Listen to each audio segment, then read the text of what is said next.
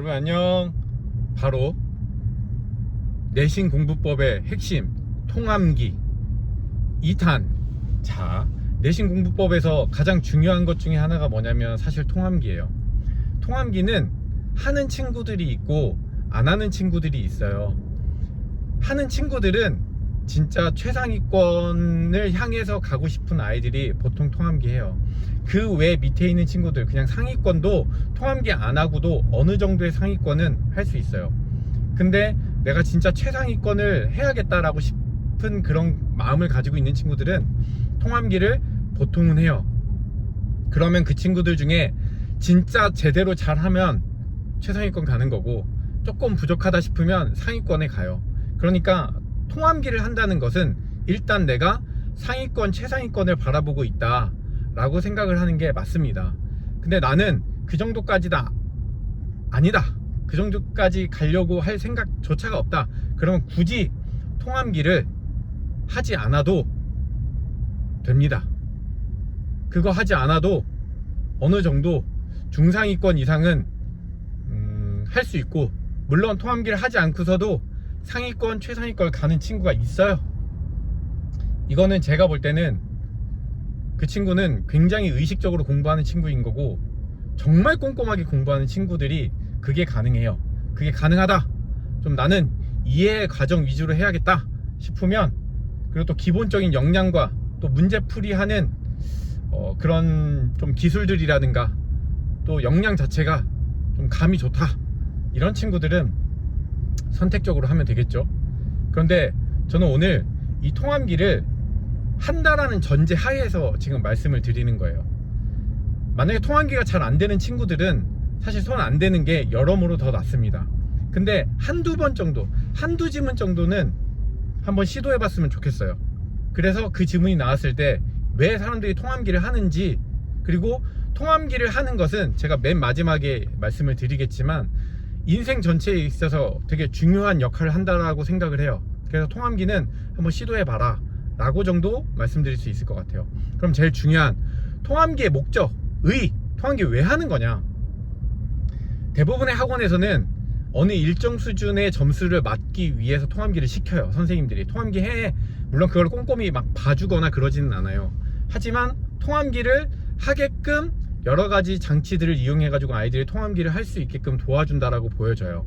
근데 그렇게 앞에 말씀드린 것처럼 초반부터 막 내가 지문에 대한 이해도가 충실하지 않고 영작 연습이나 이런 것들도 해보지 않았는데 통암기를 한다, 그건 진짜 매우 별로예요.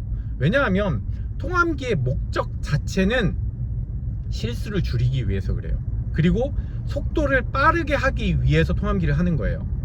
여기서 중요한 건 친구들이 대부분 통암기를 하게 되면 왜 통암기를 해야 하는지 이렇게 많이 물어보거든요. 그러면 걔 중에는 스스로가, 그쵸, 저는 서술형을 잘 못하니까, 영작 문제가 나오면 전 잘 못하니까 그래서 통암기를 스스로 해야 된다고 생각하는 아이들도 꽤 있어요. 그것도 맞아요. 네.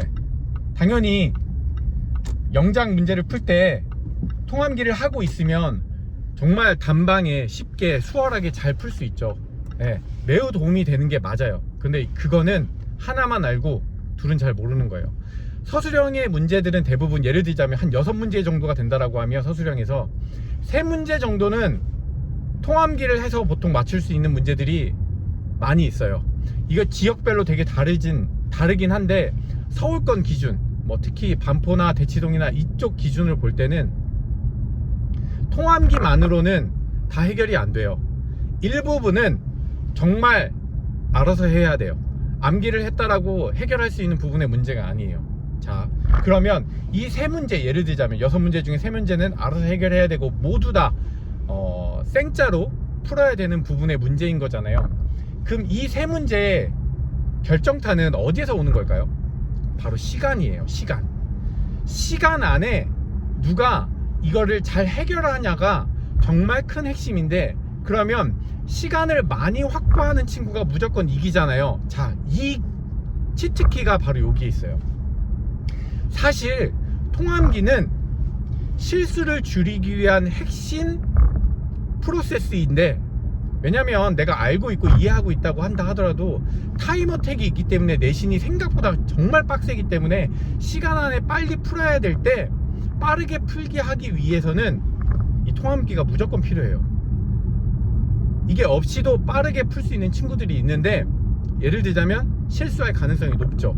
그리고 예를 들자면은 서울권에서는 반포 이 정도만 한다 하더라도 진짜 지문에다가 밑줄 다 치고 다음 중 틀린 것은 아니에요. 틀린 것을 모두 고르시오예요. 이거 한 지문 이런 식으로 찾으려면 진짜 5분씩 걸려요. 엄청 오래 걸려요. 이거 언제 다 따지고 있냐고. 그러니까 이런 데서 시간을 무조건 세이브 하려고 하면 통함기가 절대적이에요. 왜냐? 쭉 읽으면서 탁 걸리거든. 내가 외웠던 거랑 다르네? 라고. 그래서 정확하게 빠르게 답을 유추해낼 수 있는 거예요. 다른 친구들은 따져야 되잖아. 막 따져야 되잖아. 따지지 않고 바로 풀 수 있는 거예요. 지문의 변형이 일어난 것도 그 친구들은 되게 빠르게 해결이 되겠죠. 그러니까 사실 통함기의 가장 큰 의의는 객관식에서 속도를 빨리 낼 수 있는 게 핵심이에요. 이해가시죠? 네.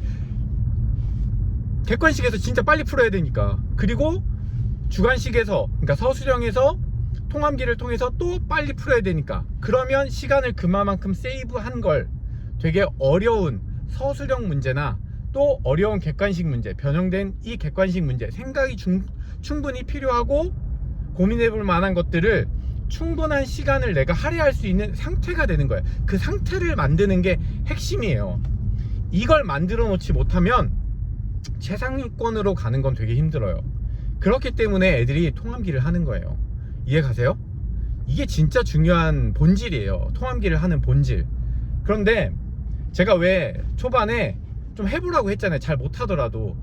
통함기를 시켜보면 처음에는 되게 낯설어하고 힘들어하고, 중학교 때 뭐 지문 한 3개 정도 이렇게 외우는 거는 그건 할만해요. 여러 번 반복으로. 근데 고등학교 올라오면 이런 지문이 거의 뭐 진짜 10배 이상으로 늘어나기 때문에 막 50지문 60지문 어떻게 할 거야. 네. 근데 얘네들 통함기 다 해요. 네. 조금 부족하더라도 정말 최상위권 있는 애들은 똑부러지게 다 해요. 기가 막히게. 그런데 이 통함기를 하다 보면요, 늘어. 진짜 사람의 역량과 능력이 진짜 신기하게, 이거 처음에는 되게 힘들어도 하다 보면 내가 진짜 통함기가 잘 되네 라고 생각할 정도로, 안 해봐서 그렇지 막상 해보면 진짜 해볼만 해요. 그래서 내가 해볼만 한지 안 한지 그 부분을 따져보는 것도 되게 중요한 거고, 그래서 처음에는 조금 적게 하더라도 시간이 지나면서 회차를 거듭해 나가면서 내 양을 조금씩 늘린다라고 하면 나중에는 많은 양을 진짜 통함기를 할 수 있는 역량이 되게 좋아지는 거예요. 그러면 자기의 암기 캐파 자체도 굉장히 넓어지는 거거든요. 이게 되게 중요해요. 무슨 말인지 아시겠죠?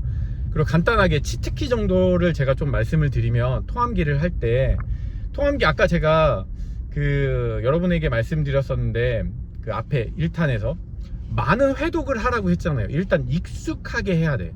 그래서 스토리 라인을 여러분이 머릿속으로 충분히 다 그려질 수 있는 상태가 되어져야 통함기 할 때 훨씬 수월하고, 그리고 장기 기어로 가는데도 굉장히 용이해요. 그렇기 때문에 여러분이 그냥 하시면 안 돼.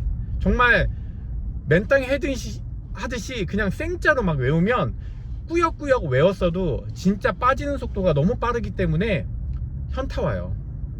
그러니까 그걸 구간을 잘 정해가지고 외우는 것도 되게 중요하고, 오랜 시간 동안 반복해서 봄으로 인해서 익숙해진 상태로 외우는 것도 너무너무 중요해요. 이해 가시죠? 제가 한 가지 진짜 완전 꿀팁 알려드리면, 지문 있잖아요. 각 지문에 모의고사 지문이라고 한다라고 하면 각 문장의 첫머리를 조금 따 보시면 좋아요. 그러면 조금 수월해요. 그러니까 무슨 말이냐면, 첫 문장은 this로 시작해. 그 두 번째 문장은 it로 시작해. 세 번째 문장의 시작은 how에버고, 네 번째 문장은 for example이야. 이해 가세요? 그러면 맨 앞에 있는 얘네 단어만 쭉 나열해 놓고 얘네를 먼저 외우는 거예요. 이해가요? 얘네 먼저 딱딱딱딱딱 외우면 어렵지 않잖아요. 그래봐야 뭐 6단어 7단어인데 걔네를 먼저 익숙하게 만드는 거야. 걔네를 익숙하게 만든 다음에 그 다음에 여기에 살을 붙이기 시작하는 거야. 이해가요? 뼈대를 세우는 거란 말이야. 그렇게 뼈대를 세우고 나면 통암기 할 때 훨씬 수월해. 그리고 각각의 내용들은 조금 잘 모른다 한다 하더라도 다시 한번 보면 스토리 라인이 금방 그려져. 그리고 무엇보다도 이걸 외우게 되면 삽입이나 순서 문제는 진짜 기가 막히게 수월하게 맞출 수 있어요. 이해가시죠? 그러니까 이렇게 외워주면 되게 좋다. 이거 되게 중요한 치트키다. 이해가시죠? 이렇게 해가지고 한번 외워보세요. 외워보고 제가 또 필요한 내용이 있거나 좀 어려운 내용이 있거나 좀 답답함이 있으셨다라고 하면 댓글로 남겨주시면 제가 뭐 성의껏 최대한 말씀을 드리도록 하겠습니다. 오늘은 내신 시험 보기 위해서 어떤 치트키가 필요한지 어떤 관점이 필요한지 좀 전달해 드렸습니다. 도움이 되셨기를 바랍니다. 오늘도 감사합니다. 안녕.